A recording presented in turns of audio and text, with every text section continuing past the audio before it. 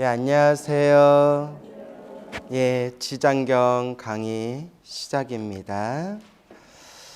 자, 제11 지신 호법품이라고 돼 있죠? 지신은 이제 땅의 토지신을 뜻해요. 그리고 이 땅의 토지신이 무엇을 보호한다?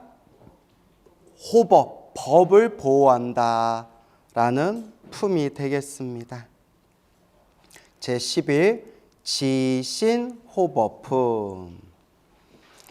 그때 땅의 신인 견례지신이라고 되어 있죠.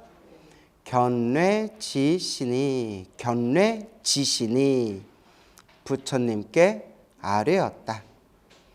세존이시여, 제가 옛부터 한량없는 보살 마하사를 뵙고 예배하였사온데 모두가 불가사의한 신통력과 지혜로서 중생을 널리 제도하더이다. 하오나 지장보살 마하살은 그 모든 보살들보다 더 서원이 깊나이다 라고 되어 있죠. 수많은 보살 마하살을 배웠고, 보살 마하살이 무슨 뜻인지 알죠? 보살은 보디사트바, 줄여서 한문으로 보리살타, 줄여서 뭐라고 한다고 했어요? 보살. 그래서 성불하기 위해서 수행하는 거룩한 수행자를 보살이라고 해요. 그 마하살은 마하사트바, 위대한 중생이란 뜻이에요. 마하사트바, 위대한 중생. 그래서 책마다 내용이 좀 다른데 보살을 마하살이라고 불러요. 보살을 뭐라고 부른다? 마하살. 보살이 성불하기 위해서 수행하시는 거룩한 수행자잖아요. 그래서 보살이 중생들 중에서 가장 위대한 중생이다 해서 보살의 다른 말이 무엇이다? 마하살. 그래서 합쳐서 보살, 마하살. 보살이 마하살이다. 보살, 마하살. 이렇게 표현할 수도 있고요. 또 제가 예전에 여러 번 설명을 들었지만 보살이 소보살, 중보살, 대보살 이렇게 나눈다고 했죠.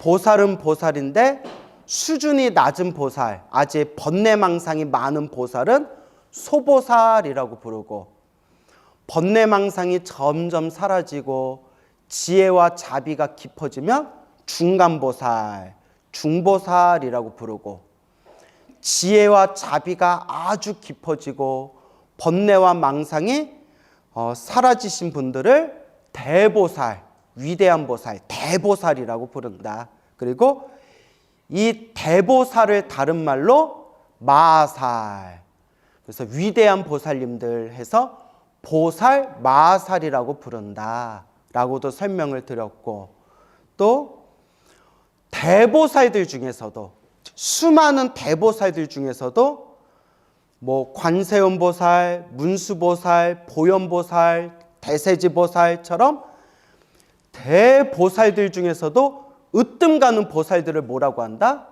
마하살, 보살 마하살이라고 한다. 이렇게 책마다 조금씩 개념이 달라요. 이런 거는 자꾸 공부하면서 이렇게 이제 자꾸 머리에 되새기고, 요 문장에서 말하고자 하는 의미가 무엇인가 자꾸 공부하는 수밖에 없어요. 알겠죠? 예. 그래서 보살 마하살, 수많은 보살 마하살을 봤는데 신통력과 지혜로서 중생을 널리 제도하신다. 이 우주에는 헤아릴 수 없는 보살 마하살들이 지금도 활동을 하면서 중생을 제도하고 계신데요. 이런 얘기할 때마다 꼭 신도님들이 이렇게 질문해요. 근데 왜 우리 앞에는 안 나타나세요? 그죠, 여러분? 그래서 지금도 보살 마하살들이 자꾸 이렇게 중생들을 제도하고 계시는데, 그 중에서도 누구의 서원이 가장 더 깊다? 지장보살님의 서원이 더욱더 깊으시다. 그래서 우리가 지장보살을 다른 말로 네 글자로 뭐라고 표현해요? 무슨 본존? 대원 본존. 대원, 위대한 원력을 갖춘 본존, 근본되는 높으신 분. 그래서 지옥에 있는 중생을 다 제도할 때까지, 중생이 모두 다 중생을 제도할 때까지 나는 성불하지 않겠습니다. 세세생생 모든 중생을 제도하기 위해서 활동하고 계시는 위대한 보살 마하살, 그분을 무슨 보살이라고 부른다? 지장보살이라고 부른다. 아시겠죠? 세존이시여, 지장보살은 연부제와 큰 인연이 있습니다. 연부제, 즉 우리 중생이 살고 있는 인간 세계를 연부제라고 해요. 그래서 우리가 흔히 연부제의 다른 말이 남선부제라고도 해요. 그래서 우리 스님들 축원문 읽을 때 시 사바 세계 남선부주 해동 대한민국 들어보셨죠? 예, 그래서 남선부주, 우리 인간 세상을 뜻해요. 지장보살은 우리 인간 세계에 우리 중생들, 인간들하고 유독 큰 인연이 있대요. 그래서 세존이시여, 지장보살은 연부제, 인간 세계와 큰 인연이 있습니다. 문수사리 보살, 지혜를 상징하시죠. 보현보살, 보현보살은 무엇을 상징하세요? 실천, 행을 상징하시죠. 실천. 관음보살, 관세음보살은 무엇을 상징하시죠? 예, 자비, 대자대비를 상징하시죠.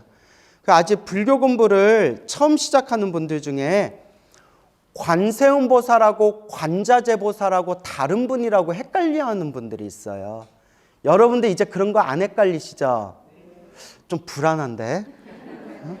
야, 같은 분이었어? 막 이러면. 예. 관세음보살, 관자재보살은 같은 분이, 알겠죠?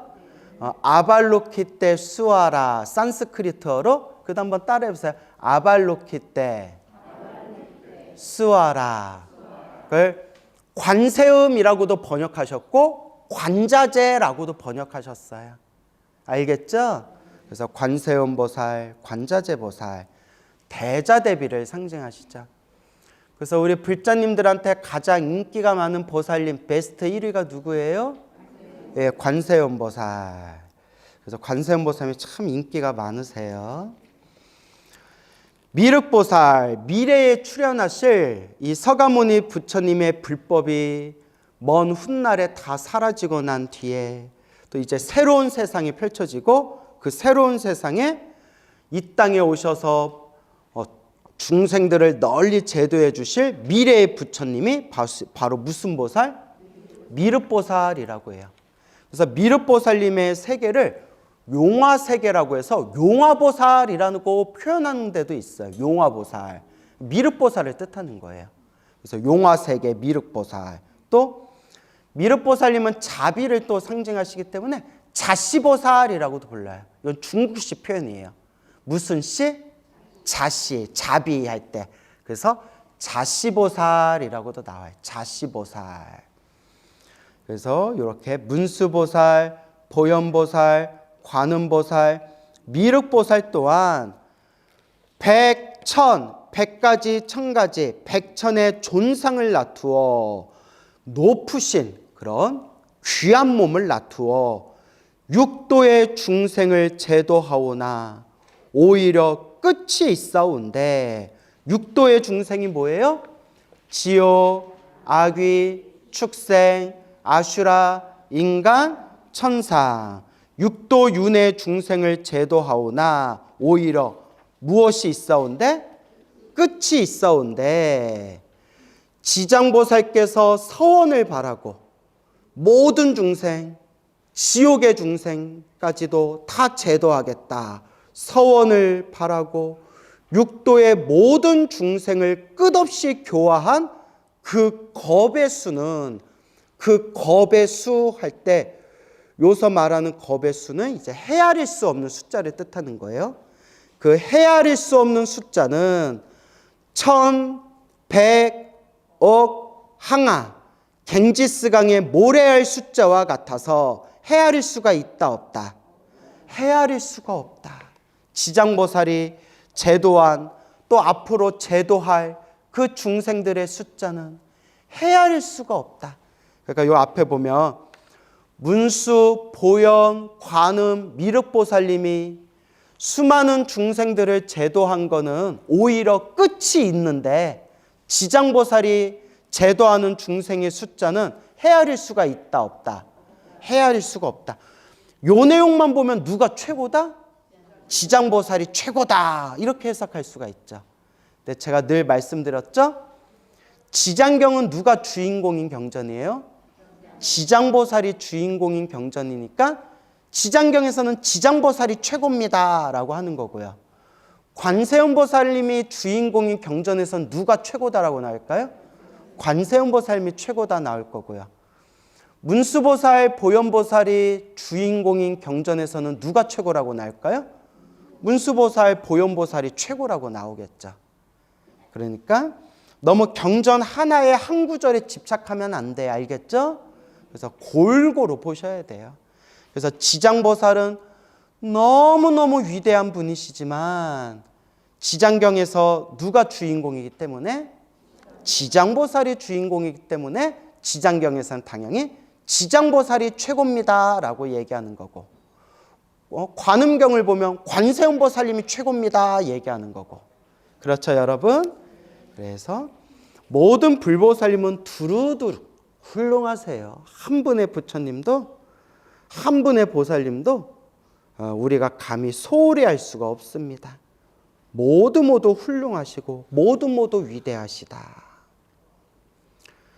세존이시여 현재와 미래의 중생이 살고 있는 곳에 남쪽 정결한 땅에 흙이나 돌이나 대나무나 나무로 집을 만들고 거기에 지장보살의 존상을 그리거나 금, 은, 동, 철 등으로 만들어 모시고 누구의 모습을?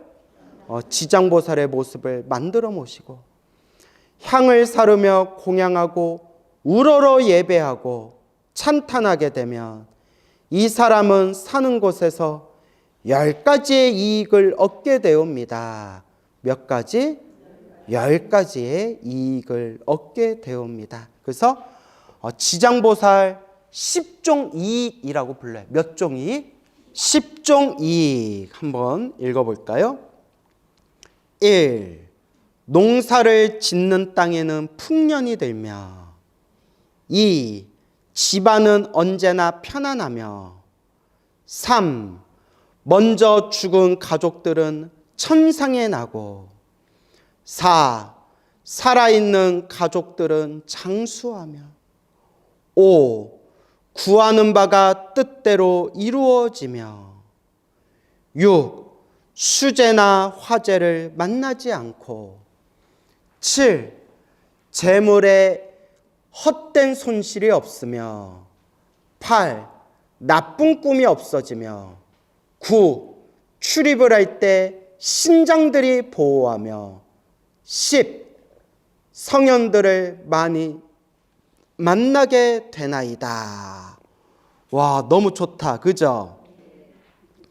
그래서 여기 보면 농사를 짓는데 풍년이 들고 집안은 언제나 편안하고 하고 쭉쭉쭉 나오죠? 이거 이제 현재 받는 이익을 현세 이익이라고 해요. 무슨 이익? 현세 이익. 현재 세상에서 받는 이익이다. 기도를 많이 했더니 아픈 몸이 사라지고 수명 장수하고 재물복구를 얻게 되고 자손들이 창성하고 집안이 두루두루 편안해지고 이런 걸 무슨 이익이라고 부른다? 현세 이익. 현재 생에 받는 이익이다. 현세 이익. 우리 절에 다니는 대부분의 불자님들은 무슨 이익을 좋아해요? 현세. 죽어도 고. 죽을 때 죽더라도 이번 생 누리고 가야 되지 않겠냐? 뭐 이런 마음이 있죠. 그렇죠? 그래서 대부분의 절에 다니는 불자님들이 현세 이익을 좋아하잖아요. 그죠? 네, 저도 당연히 현세 이익이 좋죠. 이번 생 기도했더니 몸 아픈 게 사라지고 막 재물복을 얻고 막 사람들한테 막 존경을 받고 결혼하신 분들은 막 아이들을 낳았는데 아이들이 하는 일마다 잘 풀리고 쑥쑥 자라서 큰 인물이 되고 집안이 두루두루 편안하고 이런 현세 이익이 당연히 좋죠.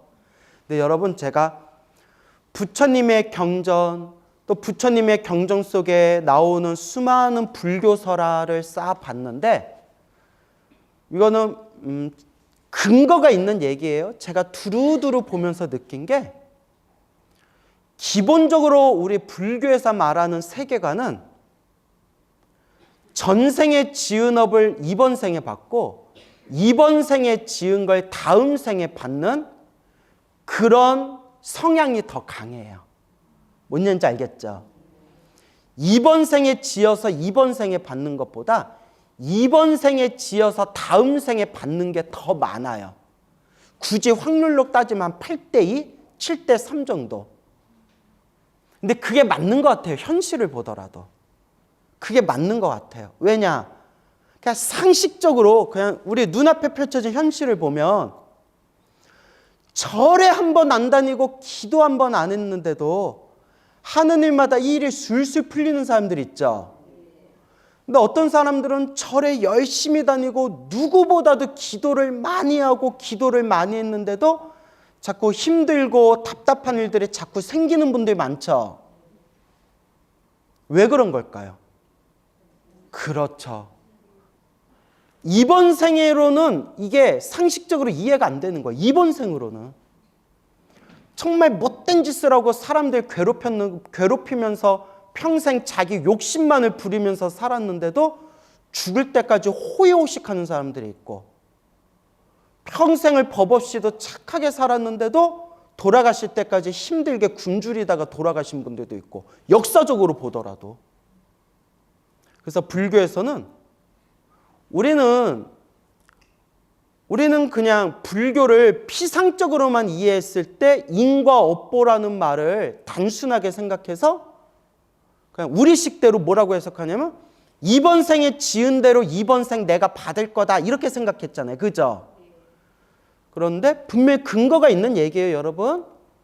제가 부처님의 경전을 보고 부처님 경전 속에 나와 있는 수많은 인과 업보 불교 설화의 내용들을 싹 보니까 대부분 언제 지은 걸 언제 받는다? 네, 전생에 지은 걸 이번 생에 받고 이번 생에 지은 걸 다음 생에 받는 경향이 더 많다고요. 그렇다고 이것만 생각해서 이번 생에 지은 건 무조건 다음 생에만 받는구나, 그건 아니에요. 또 불교 설화에 보면 이번 생에 수행을 잘하고 이번 생에 공덕을 잘 닦아서 이번 생에 받는 내용도 많이 나오지만 전체적으로 통계를 봤을 때 뭔 얘기인지 알겠죠? 전체적으로 큰 통계를 봤을 때 전생에 지은 걸 이번 생에 받고 이번 생에 지은 걸 다음 생에 받는 경향이 훨씬 더 크다라고 제가 말씀드리는 거예요. 경전에 다 제가 근거를 대서 얘기하는 거예요. 알겠죠? 저도 이런 걸 고민을 많이 했거든요. 그래서 저의 가장 큰 고민은 오래전부터 제가 기도 열심히 하는 수많은 불자님들을 절에서 많이 만났을 거 아니에요. 저렇게 열심히 기도하셨는데 왜 저렇게 힘들고 안 좋은 일이 생기실까? 그러니까 제가 그게 이해가 안 되는 거예요. 기도를 엄청 많이 하셨으면 좋은 일이 빵빵 터져야 되고, 기도를 많이 하시고 좋은 일이 빵빵 터져야 나도 사람들한테 자신 있게 봐라, 기도 저렇게 열심히 하니까 저렇게 좋은 일이 생기지 않냐 라고 당당하게 말할 수 있는데, 기도를 엄청 오랫동안 열심히 하셨는데도 자꾸 안 좋은 일이 생기는 분들이 있어요. 그래서 제 나름대로 머리를 쥐어짠 게, 예를 들어서 절에서는 기도를 열심히 했지만 집에 가서는 뒤에서 딴짓거리 하더라. 뭔 얘기인지 알죠? 절에서는 기도 열심히 하고 절 밖에서는 복을 까먹고 살더라. 법당에서는 기도 열심히 하고 법당 밖에서 나오면 입으로 다 까먹더라. 저분은 기도를 저렇게 열심히 했는데도 안 좋은 일이 생기는 거는 평소에 가만히 관찰해 봤더니 평소에 사람들한테 화를 잘 내더라. 뭐 이런 식으로 제 나름대로 정리를 했거든요. 근데 한 가지 걸리는 게 누가 봐도 모범답안으로 평상시에도 아주 생활을 잘하시고 성품도 좋으셨던 그런 노보살님이 아무리 열심히 기도해도 자식들이 잘 안 풀리거나 자꾸 좀 안 좋은 일이 생기거나 이럴 때는 저도 막막한 거예요. 저분은 평상시에도 행동이 원만하시고 화도 잘 안 내시고 사람들한테 욕도 안 하시고 오히려 복을 지으면 복을 지었지 복을 까먹는 분도 아닌데 왜 저렇게 기도발이 잘 안 될까? 왜 저렇게 기도 힘을 못 받으실까? 저렇게 기도하시는데도 왜 이렇게 자꾸 안 좋은 일이 생기실까? 그러니까 제가 답답한 거야. 요걸 내가 풀어야 신도들한테 자신 있게 법문할 거 아니에요. 기도하라고. 그죠? 이걸 못 풀어내면 여러분 내가 20년 동안 중노릇하면서 지켜봤는데 기도해도 아무 소용없어요. 기도해도 힘든 사람은 힘들더라고요. 그냥 이번 생 여러분 살고 싶은 대로 편하게 사세요. 이러면 안 되잖아요. 그죠 여러분? 지금 벌써 이 얘기 듣고 흔들리는 분 계시는 거 아니에요? 근데 계속 그래서 공부해야 돼. 뭐 해야 된다? 공부해야 된다. 부처님 경전에 큰 스님들 법문에 이미 답이 다 나와 있어요. 그래서 제가 자신 있게 여러분들한테 말씀드리는 거, 여러분들 귀에 피가 날 정도로 제가 늘 말씀드리는 거, 크게 받을 걸 어떻게 받는 거다? 그렇죠. 크게 받을 업보를 작게 받는 거다. 여러분 내가 지은 업보는 안 사라진대요. 내가 지은 업보는 내가 받아야지 사라지는 게 아니래요. 저절로 소멸하는 법이 없대요. 저절로 사라지고 저절로 소멸하면 뭐하러 우리가 수행을 해요. 다만 뭐 할 수는 있다? 크게 받을 걸 어떻게 할 수 있다? 작게. 크게 받을 업보를 작게 소멸할 수가 있다. 뭔 얘기인지 알겠죠? 이게 부처님 경전에 큰 스님들 법문에 이게 다 나와요. 그래서 제가 자신 있게 얘기 드리는 거예요. 그래서 이번 생에 기도를 저렇게 열심히 했는데도 힘들고 괴롭고 답답한 일이 생긴다면 딱 답은 하나밖에 없어요. 전생에 지었던 무거운 업보를 지금 어떻게 받으시는 거다? 작게 받으면서 소멸하고 있는 것이다. 알겠죠? 정말 못되고 정말 못되고 자기 욕심만 부리고 절에 다니거나 부처님께 기도 한번 해본 적이 없는 사람이 하는 일마다 술술 일이 잘 풀리고 온갖 즐거움을 누리면서 사는 거는 답이 하나밖에 없어요. 언제 지은 복으로 지금 까먹고 사는 거다? 전생의 지은 복을 이번 생 자기가 받아먹고 사는 거예요. 대신 이번 생 다 까먹고 나면 다음 생에 어떻게 될까요? 그거 자기가 지은 또 나쁜 업보를 자기가 받아야죠. 그래서 우리 불교는 인과법 할 때 3세 인과라고 하는 거예요. 무슨 인과? 3세 인과. 과거생, 현재생, 미래생으로 그 업을 받는다. 그래서 여러분 진정한 불자라면 이번 생만 보면 안 돼요. 이건 제 얘기 아니에요. 어디에 나온다? 경전에 나오는 거예요. 전 무조건 경전에 근거를 둬야 된다 말씀드리잖아요.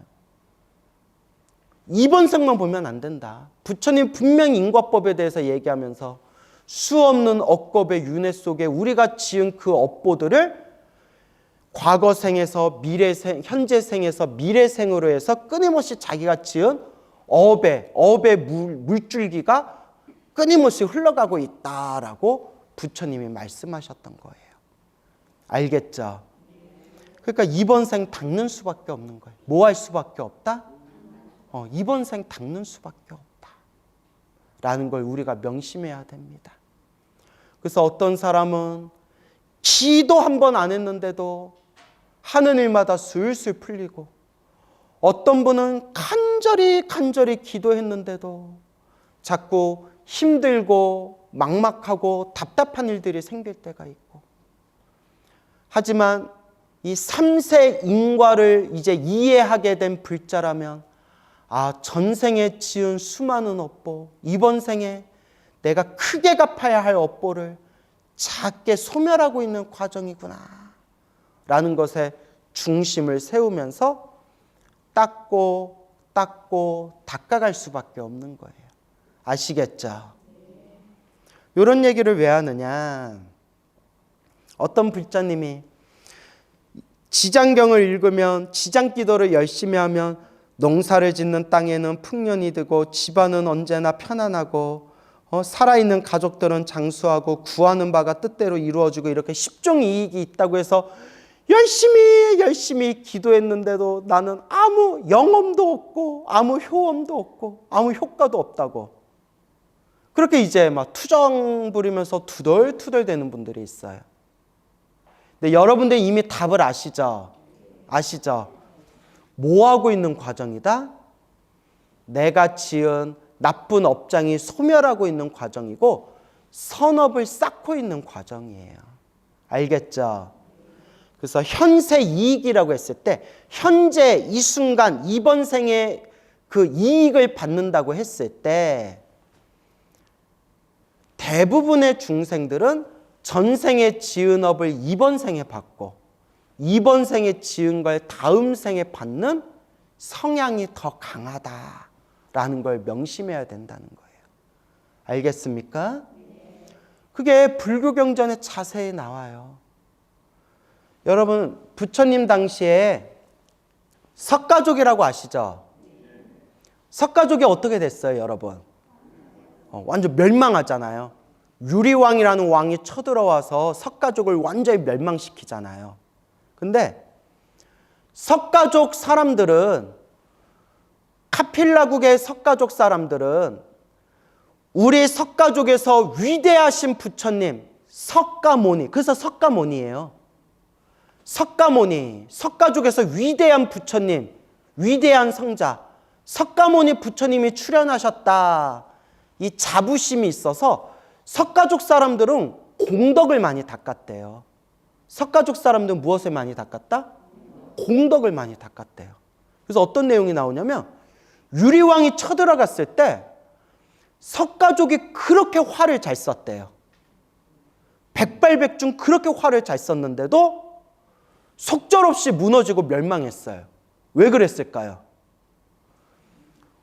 우리가 석가모니 부처님의 제자들인데, 불자들인데 저들이 우리나라를 쳐들어왔다고 해서 우리가 어떻게 활로 저 병사들을, 저 사람들을, 사람을 죽이는 살생업보를 어떻게 지을 수 있겠느냐. 그래서는 안 된다. 그럼 어떻게 해야 되느냐. 우리가 화를 잘 쏘니까 우리가 겁만 주자. 그래서 경전이나 부처님 일대기에 어떤 내용이 나오냐면 유리왕의 병사들이 이렇게 귀걸이를 하고 있었는데, 옛날에는 이렇게 귀걸이하고 그랬나 봐요. 남자들도 화살을 쏴서 어디를 맞췄다? 귀걸이를 맞췄대요. 얼마나 백발백중이죠. 그 석가족 활 쏘던 사람이 지금 이 시대에 남아있었으면 우리나라 양궁 금메달 못 땄을 수도 있어요. 웃자고 한 말이지만 우리나라 양궁이 세계 최고잖아요. 근데 석가족도 2600년 전에 백발백중이었대요. 그래서 유리왕 병사들이 어디를 맞췄다? 귀걸이만 맞췄대. 왜냐? 겁만 주려고. 그래서 유리왕 병사들이 우와, 석가족이 활 잘 쏜다는 얘기 들었지만 이 정도일 줄은 몰랐다. 뭐 귀신이 고칼 노릇이다. 어쩜 저렇게 활을 잘 쏘냐 하고 벌벌벌벌 떨었는데, 어라, 시간이 지나서 보니까 뭐만 맞추고? 귀걸이만 맞추고. 사람은 맞춘다, 안 맞춘다? 사람은 맞추지 않는다는 걸 알고는, 그러니까 사람들이 못됐어, 인간들이. 우리 같으면 충분히 나를 죽일 수 있는데도 일부러 겁만 주려고 이렇게 귀걸이만 맞췄구나라는 걸 아는 순간 정말 양심적인 사람이면 마음의 감동을 느끼고, 저렇게 훌륭한 석가족을 우리가 어떻게 쳐들어갈 수가 있겠냐. 우리 싸우지 말자. 이래야 되잖아요. 이거는 동화 같은 얘기고, 우리 못된 중생들은 어떤 생각을 일으켜요? 얼씨구나, 쟤네들 호구구나. 어차피 화를 쏴도 우리 사람한테는 맞히지를 않는구나. 잘 됐다. 쳐들어가자 하고 이제 석가족의 성으로 이제 쳐들어가서 결국 석가족을 멸망시키게 돼요. 뭔 얘기인지 알겠죠? 그러면 우리가 상식적으로 생각했을 때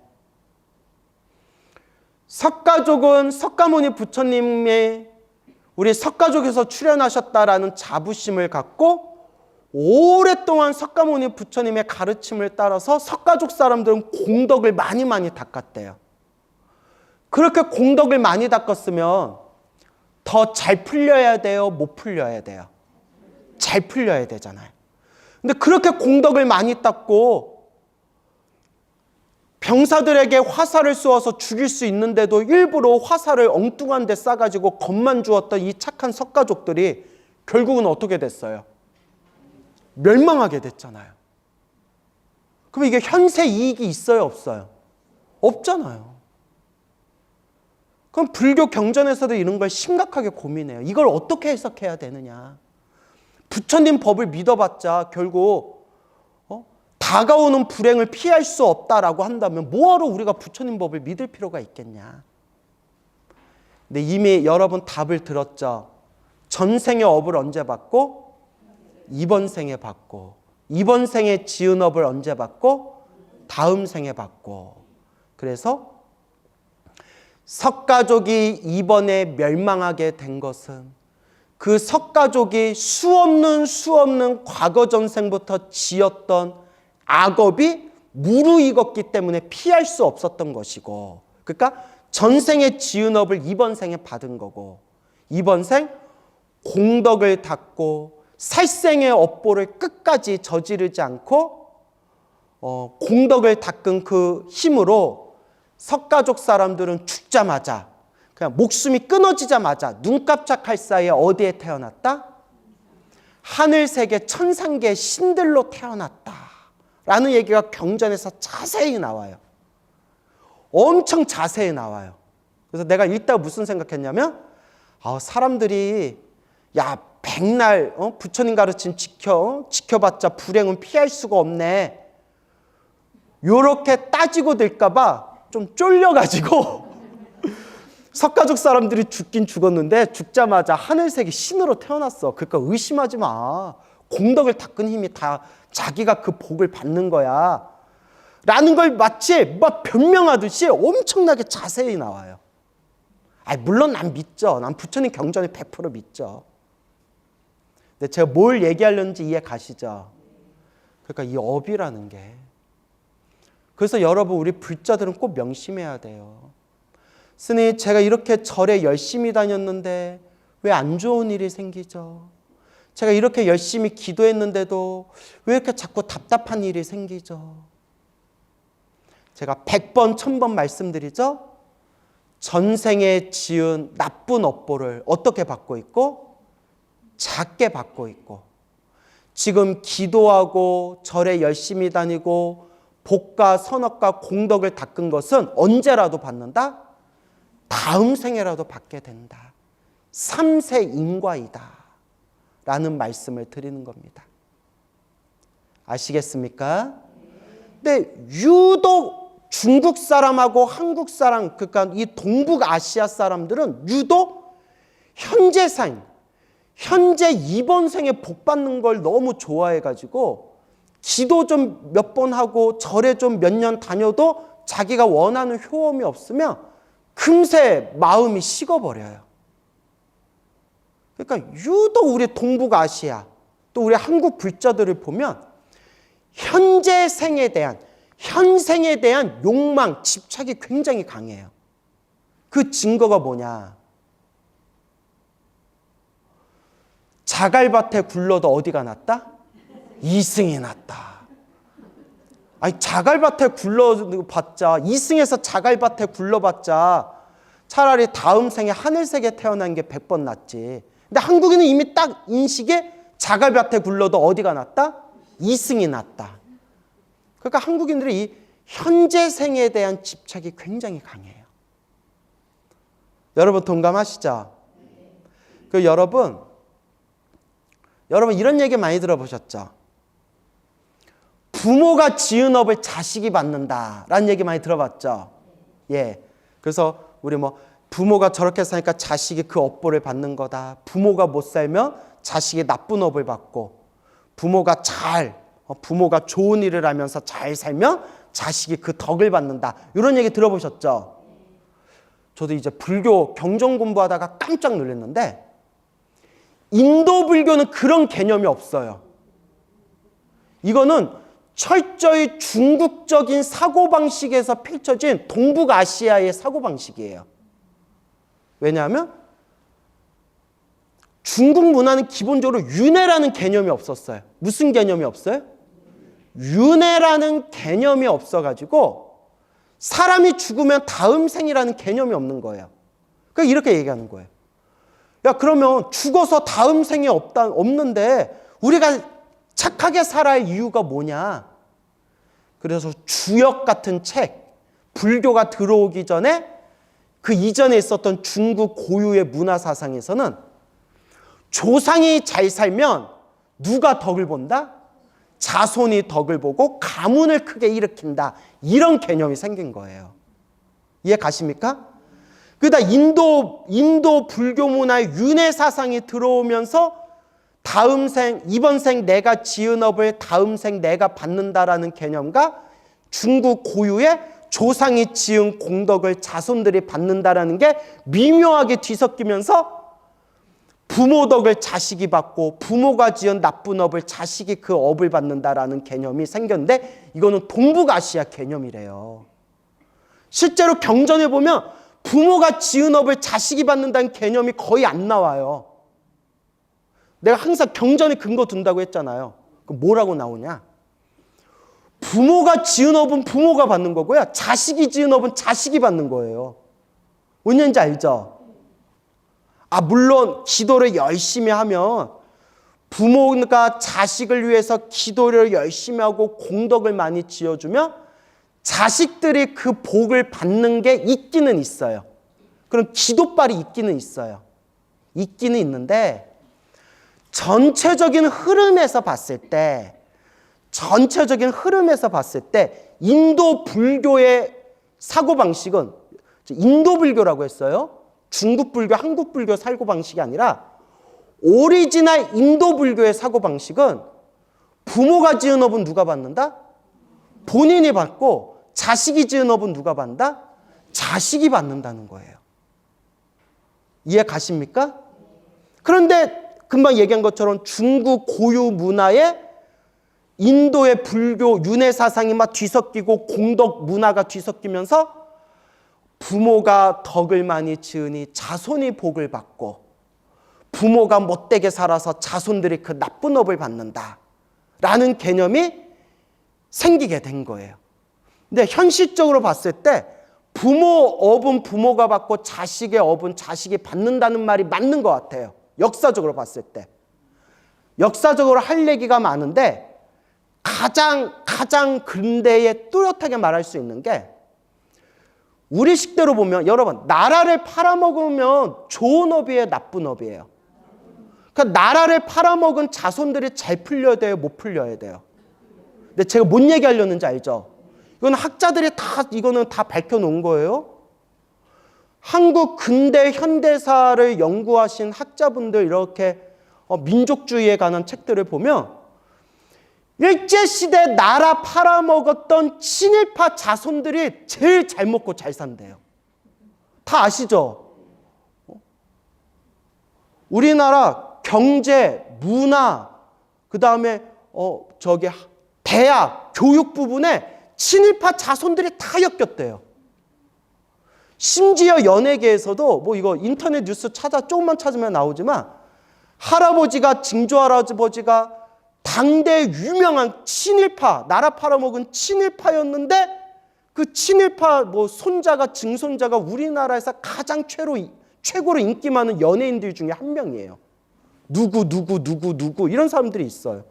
근데 이제 그런 얘기 할 필요 없죠. 왜냐면 자손이 나라 팔아먹은 건 아니잖아요. 그죠? 자손이 나라 팔아먹은 건 아니잖아요. 조상이 나라 팔아먹은 거지. 근데 제가 하려는 얘기가 이거예요.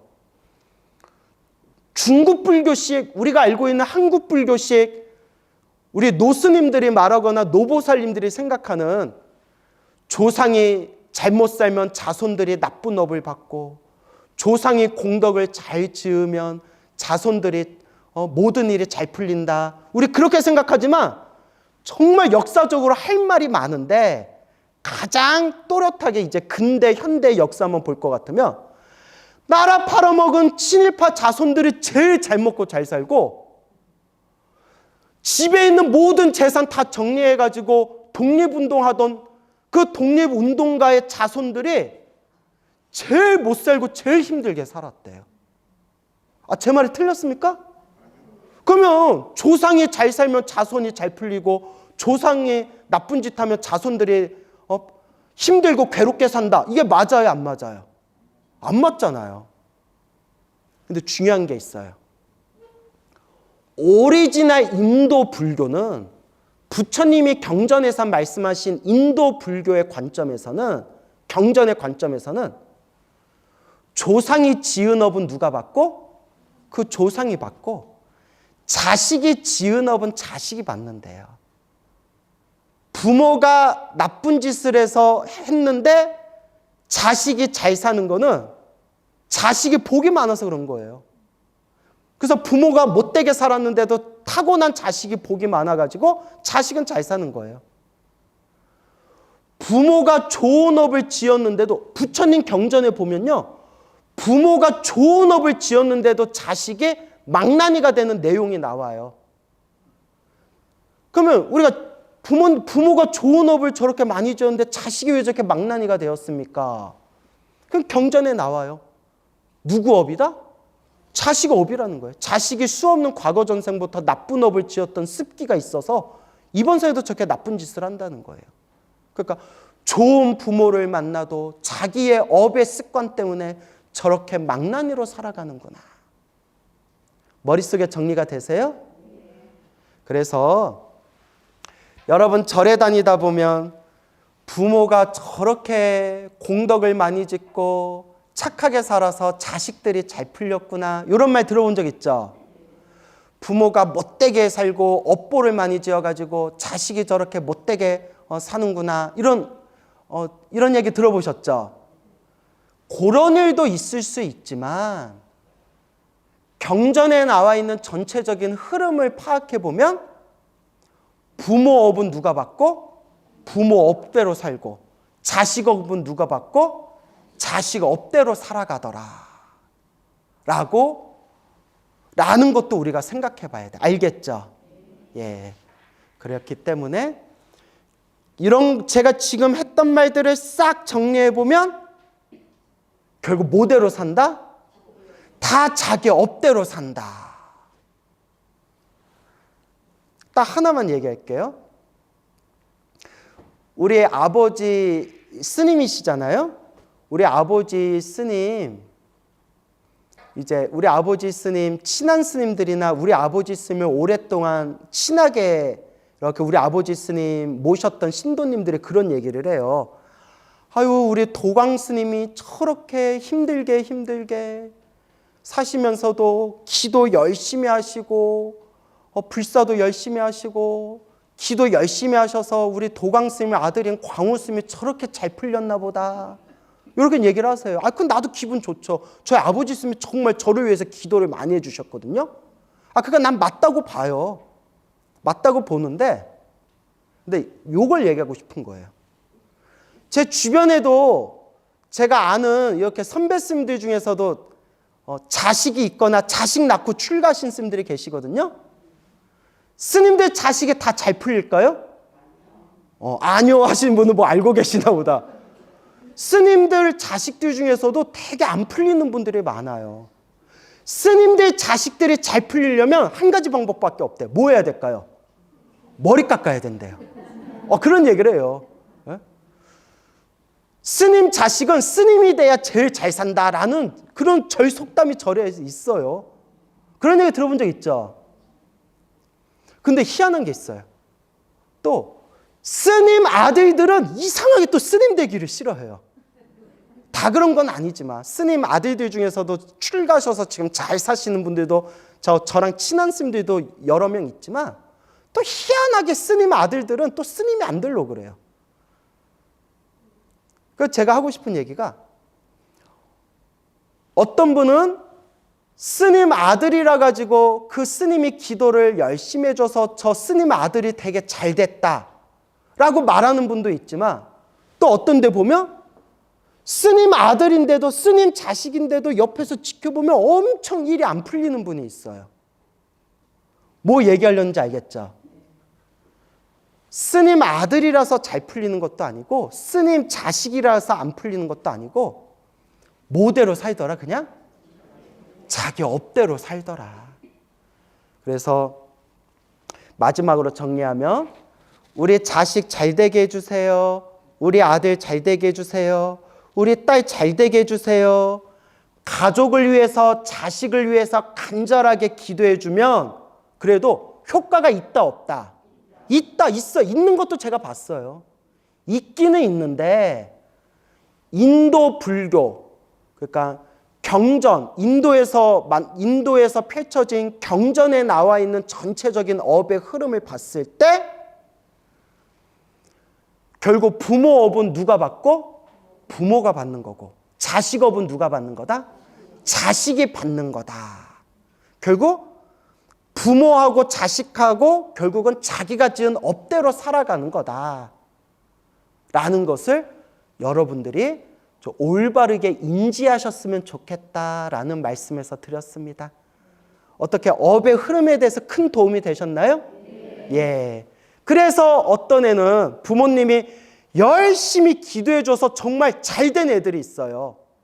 근데 이것도 부모님이 기도해줘서 더 잘된 애들은 그만큼 그 애가 뭐가 많은 거예요? 복이 많은 거예요. 어떤 애는 부모님이 평생을 기도해줬는데도 안 풀리는 애가 분명히 있어요. 내가 그런 분들하고 상담도 했어요. 그거는 부모님이 간절하게 기도해 준 거하고는 별개로 그 애가 타고난 뭐가 없기 때문이다? 복이 없기 때문이다. 하지만 마무리는 훈훈해야죠. 복이 있거나 없거나 그래도 부처님께 의지하면서 가족을 위해서 기도하고 자식을 위해서 기도한 게 안 한 것보다는 100배, 1000배, 만배 낫다라는 말씀을 드리고 싶습니다. 아시겠죠?